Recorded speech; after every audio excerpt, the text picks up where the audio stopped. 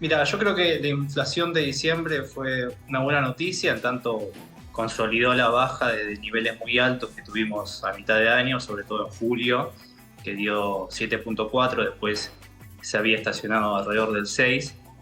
Pero sin embargo, cuando uno mira la imagen más grande, el año termina, como dijiste vos, con un 95% de inflación. Entonces, este panorama global es más preocupante y nosotros, de hecho, en un documento de Fundar, con Guido Sac y Jimena Calvo, vimos que no hay en el mundo experiencias de países que han crecido con estos niveles de inflación, y por eso es que remarcamos la necesidad de poner a la reducción de la inflación como prioridad macro número uno. ¿Quiénes son los que más pierden cuando hay una inflación como esta y quiénes ganan? Bueno, es algo difícil de responder. En principio, los sectores más desprotegidos son aquellos que ganan en pesos y gastan una mayor proporción de sus ingresos en bienes que aumentan mucho, como tienden a ser los, los alimentos. ¿Quién se beneficia? Es una respuesta un poco más difícil de responder. ¿Y por qué se origina esta inflación y se hace imparable? ¿El gobierno culpa a los especuladores, a los empresarios, a los supermercadistas, a los que remarcan? ¿Es esa la razón?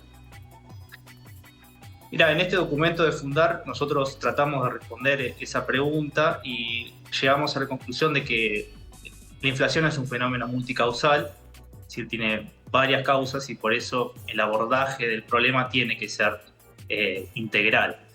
Por ejemplo, la política inflacionaria eficaz debería incluir, por un lado, una consolidación fiscal.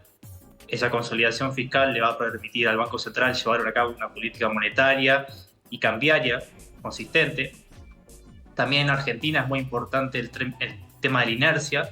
Digamos, la inflación pasada le pone un piso muy fuerte a la inflación de hoy. Para eso el gobierno puede recurrir a políticas de ingresos, como son los acuerdos de precios, y sobre todo esto requiere, como te imaginarás, mucho caudal político y sobre todo tiempo, es decir, uno va a recuperar los beneficios de un programa de estabilización en el mediano a largo plazo. Si uno tiene un horizonte muy corto, como es este año, en el marco de un año electoral, es un poco más difícil, ¿no? Bueno, este índice de inflación se compone de algunos rubros que son los que se miden y veíamos que, por ejemplo, indumentaria y educación han incrementado más allá del 100%. ¿Por qué se da esto en rubros, en algunos rubros en particular? ¿Y qué pasa con el rubro alimentos? Que bueno, es el que no podemos evitar. Por ahí ropa podemos comprar lo mínimo, pero la comida hay que comprarla. Bueno, una respuesta sencilla, que tal vez no es la más acabada, es que son sectores que tienen cierto grado de protección comercial muy fuerte, entonces eso les permite tener cierto grado de poder al momento de fijar precios.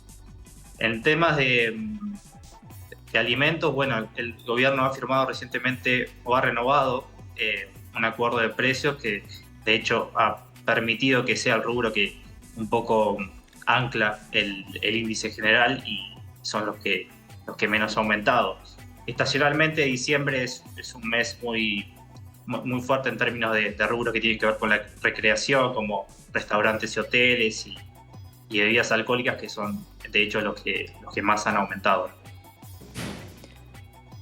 Bueno, ¿y cómo ves el 2023? Recién abriste, digamos, esta entrevista hablando de lo que ocurrió durante el mes de diciembre. ¿Hay que esperar la inercia para que baje la inflación o hay que tomar medidas concretas por parte del gobierno para que realmente se dé un índice un poco más llevadero? Y es una gran pregunta. La respuesta que yo quisiera darte es que es necesario un plan de estabilización que tiene que tener este abordaje integral que conversábamos. Yo no creo que el gobierno decida hacer esto el año que empieza, porque es un año electoral y tiene incentivos a expandir la economía. Pero yo creo que, como decimos en este documento de Fundar, reducir la inflación tiene que ser la prioridad macro número uno y el gobierno que venga debería ocuparse de esto. Bueno, Pablo, muchísimas gracias por haber hablado con nosotros. Pablo de la Vega es economista e investigador del área de economía de Fundar. Muchísimas gracias a ustedes. Hasta luego.